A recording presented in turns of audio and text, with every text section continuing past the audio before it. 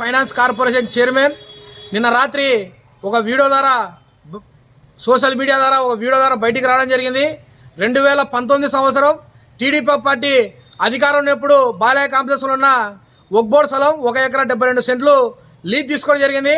ఆ మనిషి 2019 నుంచి 2023 సంవత్సరం వరకు లీజ్ డబ్బులు కట్టలే చెప్పి గతంలో ఉన్న జిల్లా ఒక్బోర్డ్ అధికారులు, రెవెన్యూ అధికారులు, పోలీస్ అధికారులు అక్కడ వెళ్ళి రూము తాళాలు వేయడం జరిగింది. నిన్నటి రోజున వీడియో రావడం జరిగింది. ఆ మనిషి ఏదైతే ఒక్బోర్డ్ అధికారులు సీజ్ చేసిన రూములు ఉన్నాయో అవి ఒక్బోర్డ్ రూములను తాళాలు పలగొట్టి ఆ మనిషి కార్యాలయంగా ఈరోజు ముస్తాక్ అహ్మద్ చేయడం జరిగింది. చాలా దారుణం.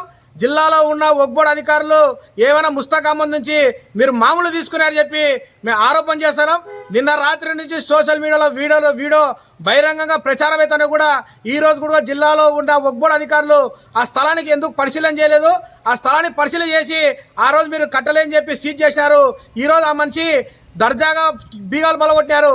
మళ్ళీ మీరు సీజ్ చేసి ఆ మనిషి మీద క్రిమినల్ కేసు నమోదు చేసి డిమాండ్ చేస్తున్నాం. ఈరోజు సామాన్య ప్రజలు చిన్న సంఘటన చేస్తేనే ఒక్బోర్డ్ అధికారులు వాళ్ళ మీద పోయి భయాందోళన గురి చేసి ఒక్బోర్డ్ స్థలాలు మీరు ఎలా కడతారని చెప్పి రైతుల సమీక్షల్లో చాలా బిల్డింగ్లు కూడా కుప్పకూడడం జరిగింది. ఈరోజు మీరు చైర్మన్ గారా ఎందుకు పోవాలని చెప్పి జిల్లా ఒక్బోర్డ్ అధికారులు మేము ప్రశ్నిస్తున్నాం. వాళ్ళ నుంచి ఏమైనా మామూలు పుట్టినాయని చెప్పి మేము ప్రశ్నిస్తున్నాం. తక్షణమే రాష్ట్ర ముఖ్యమంత్రి అధికారం వచ్చే సంవత్సరం అయింది, మాది ప్రజల పాలన అని చెప్పి మేము సంశయం చేశామని చెప్పి ప్రజలకు గొప్పలు చెప్పుకుంటా వాళ్ళ మినిస్టర్లు, వాళ్ళ ఎమ్మెల్యేలు గడప సందు వీధి తిరుగుతున్నారు. మీ ఒక పక్క మీ చైర్మన్, రాష్ట్ర చైర్మన్ అయ్యేంటి మైనార్టీ ఫైనాన్స్ కార్పొరేషన్ చైర్మన్ ఏదైతే ముస్తాక్ అహ్మద్ ఒక్బోర్డ్ స్థలంలో సీజ్ చేసిన స్థలంలో ఆ మంచి డిఫాల్టర్ అని చెప్పి హైకోర్టులో కూడా కేసు ఓడిపోవడం జరిగింది. ఆ తాళాలు వేసి పలగొట్టి ఆ మంచి తన సొంత కార్యాలయం పెట్టుకొని చెప్పి తక్షణమే ఆ మనిషి మీద క్రిమినల్ కేసు నమోదు చేసి ఉన్న 10 నుంచి తొలగినే చెప్పి డిమాండ్ చేస్తున్నాం.